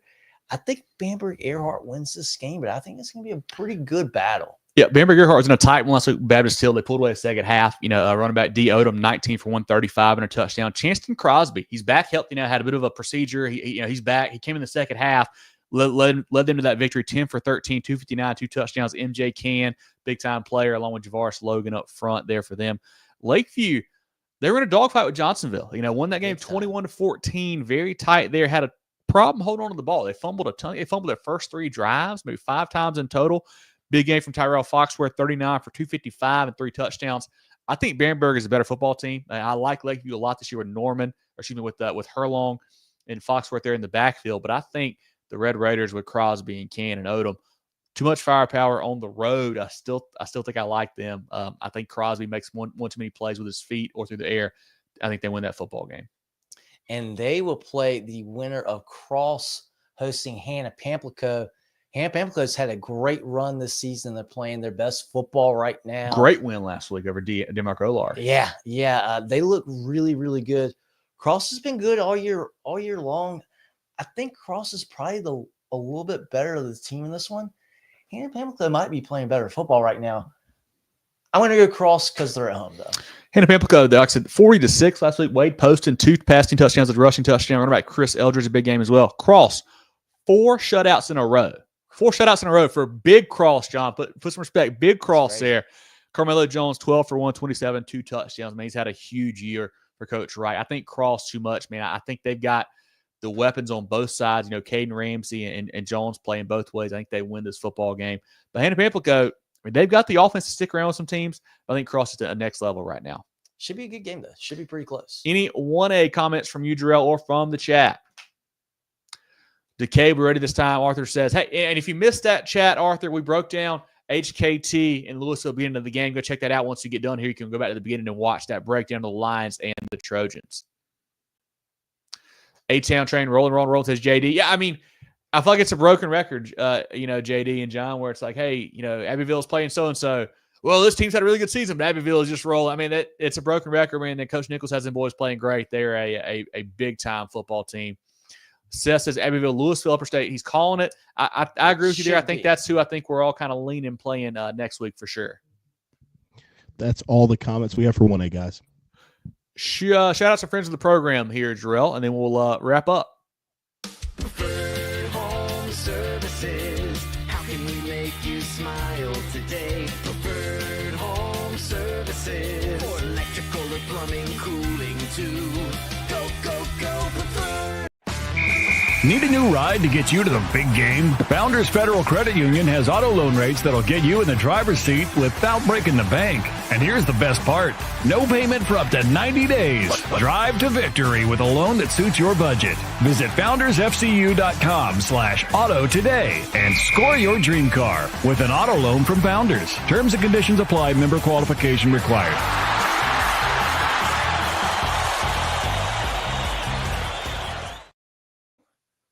Jerel, we also shout out our friends at HTC as well. Give us a second over here to get something done. So shout out our friends at HTC for our Hometown Connection game of the week. We'll do.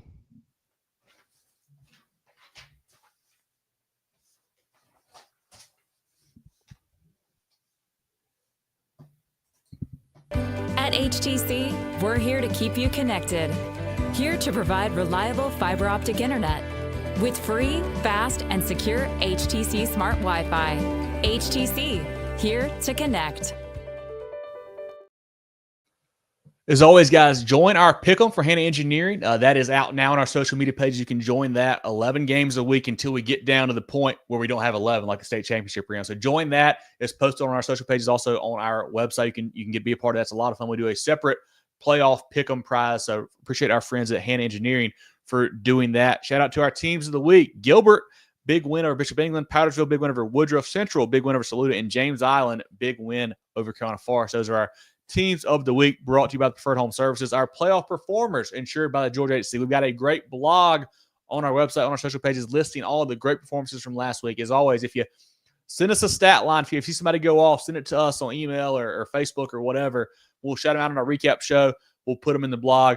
Continue to do that, please, and continue to help us give these kids, some love when they show out on the grass on Friday night. It's going to be a lot of fun for sure. John, any thoughts from you on round 3 here? What we got coming up this week? Just looking forward to a lot of games that really, really good teams that could go either way. A lot of teams got a chance to win the state championship this week, but some of them are going to lose Friday. They certainly are. As always, guys, follow us on Facebook, on Twitter /X, Instagram, YouTube, and more at Movin Chains, MOVINCHAINS. MovinChains.com is our website, our podcast on Apple, Spotify, Google, and more. Each and every Tuesday, we do a preview show about 7:15 on Facebook and YouTube. We break down that upcoming week's games. Hope you guys will join us for that. For our upper and lower state championship preview show next week, will be a lot of fun to break down those matchups. We do our recap pod that comes out on Sunday night, Monday morning. We have great coach interviews, player interviews, all kinds of great stuff throughout the week. We had a lot of interviews from last week. Yeah, we caught the Dylan Newberry game, also all the SCHSFB State titles. So a lot of player interviews on our social pages. Check those out. Support those guys there. Get your Moving the Chains merch. We got some great T-shirts right now. A black one, a gray one, a navy blue. I'm wearing the navy blue right now, actually. A gray and a pink as well. You can order these at mtcgear.sc@gmail.com. You can order yours today. Great Christmas presents as well. If you want to get one for your significant other, for your son, your daughter, your mom, dad, whatever, order these for Christmas. We'll get you that shipping, get them to you in time. We got a great hoodie here. This color, also kind of a gray color as well. Love to have you support us with that. We got great toboggans, a gray one and a black one. I believe this is the last gray one in stock. So if you want it, get it now. We're running really low on those. Great Richardson hats as well. The black one up here, the gray bill with the kind of gray back, the gray bill with the black back. Lots of great hats. Really good, high quality stuff too, John. And John, we wear ours a lot, obviously, at the games, and it always looks great, and I feel like it feels great as well. Oh yeah, especially as it gets colder. Need it. We certainly do.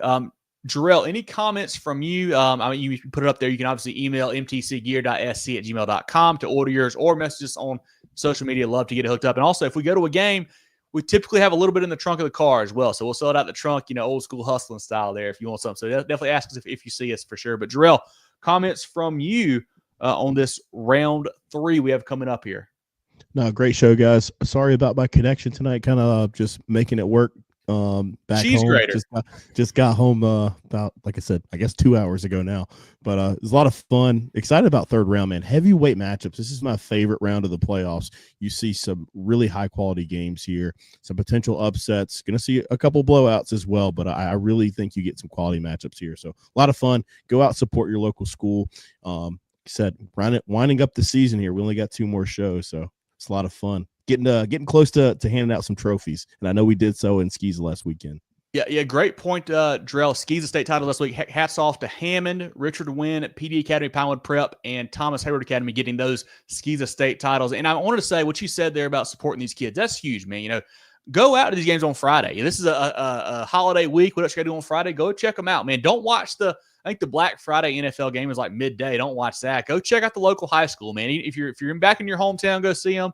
If you're back where you live now, go check those guys out too, man. They deserve your support, and it's going to be some high-level football at this point for sure. Yeah, and you Gamecock fans or even the Clemson fans that are coming up here, the upstate, a lot of good games. Mm-hmm. Go to that Daniel game right up the road. That'll be a fun one. Spartanburg-Gaffney will be a really fun game. Spartanburg jail man. Spartanburg-Gaffney Hanna. Yep. Yeah, Gaffney Hanna. Okay, there you go. 2 really good games there in the upstate. 2 more good games in the upstate there. So, yeah, ton of good football all around the state. Yeah, and let me be the first to wish you and your families happy Thanksgiving. Hope you have a great Thanksgiving. And while you're sitting around the table, maybe you want to talk a little high school football, tell them to check out Moving the Chains. Put us on put them on some game, help them to check us out. Love to have them checking out our show as well. So happy Thanksgiving to you and yours. Look forward to talking to everybody next week. Moving the Chains is always brought to you by Founders Federal Credit Union. This has been our round 3 South Carolina High School football playoff preview show. For Jerel, Hendricks, and John Epps, I'm Kevin Thomas. We'll talk to you guys next week. Go Tigers. Get ready for the ultimate South Carolina high school football experience with Movin The Chains. From previews to recaps, we've got you covered. Dive into our expert preview shows, predicting winners and sharing insights. Then join us post-game for the thrilling recaps, exclusive interviews, and highlights you won't find anywhere else. Plus, connect with fellow fans on our Friday night spaces on Twitter/X. No one covers South Carolina high school football like us. Join us at Move.